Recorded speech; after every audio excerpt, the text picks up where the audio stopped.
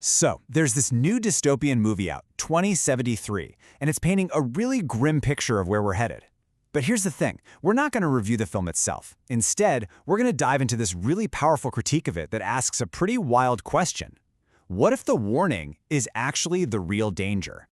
Okay, so the movie sets up this future, with broken cities, institutions that are just shells of what they were, and this all-encompassing surveillance state running everything. It's really presented as this big, urgent humanitarian warning about tech tyranny and state violence. But as you can probably guess, not everyone's buying it. And that brings us to this critic, Bryant McGill. He wrote this really detailed piece, and his claim is pretty striking. He basically says that underneath all that social justice talk, the film is hiding something much simpler, and maybe a lot more dangerous. All right, so here's the absolute core of his argument. McGill's thesis is that this movie isn't just showing us a possible future collapse. He thinks it's actively engineering the mindset for it. He calls it an accelerant, a kind of propaganda that could actually cause its own grim prophecy to come true. Wild, right? So to really get what he's saying, we have to start where his critique does, with the villains. Who exactly are the bad guys building this dystopia in the film? And McGill gets super specific here.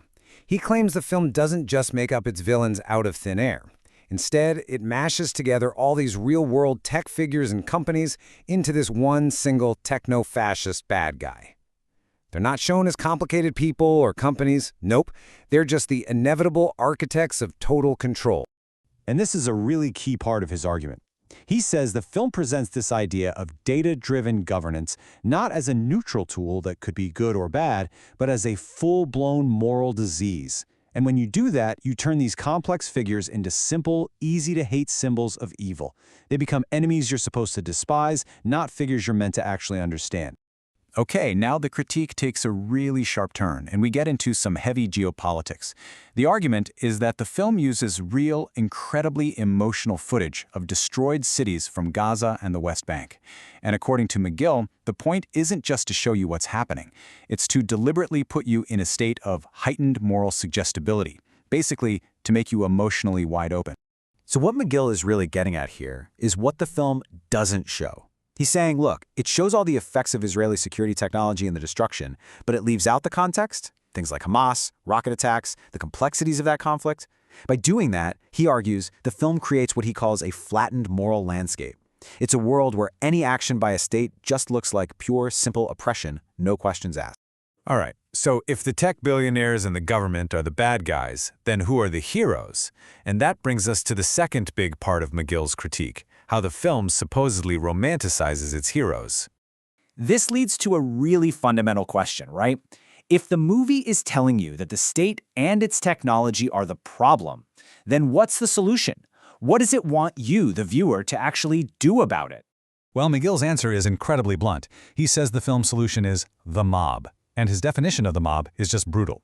He doesn't see it as a group of thoughtful people working together. No, he calls it a crude limbic organism. Basically, a twitching, reactive, primal force that runs on pure emotion and suspicion. Something, he says, that's completely incapable of building or sustaining anything complex. He uses this really powerful metaphor to drive the point home. He says, imagine the world is like a complex, intricate watch. It's delicate. What this film does, he argues, is hand everyone a stick and encourages them to smash the watch to pieces. It celebrates destruction and calls it progress.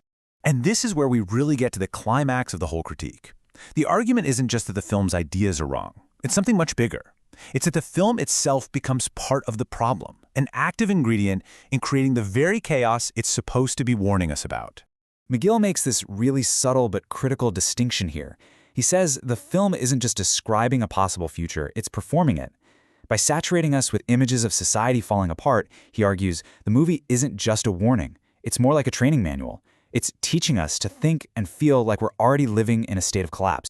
In fact, he breaks it down into what he calls a three-step radicalization framework. Step 1, you saturate the viewer with these intense, gut-wrenching images of collapse.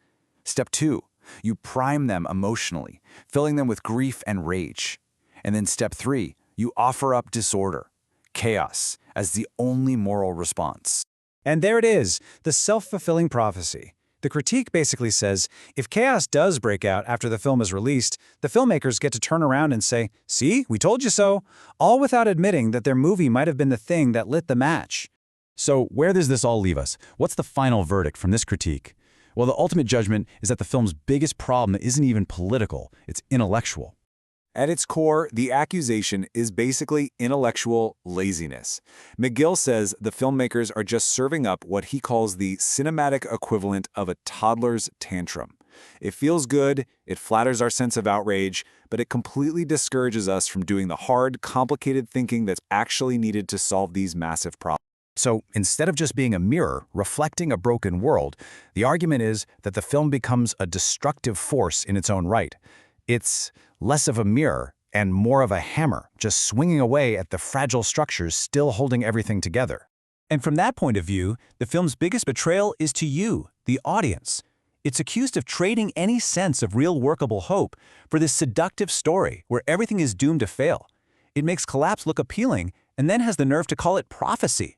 And that's what this whole critique leaves us with, this really powerful lingering question. It really forces you to think about that razor-thin line between a necessary warning and a self-fulfilling prophecy. When does something that's supposed to warn you about a danger become the danger itself?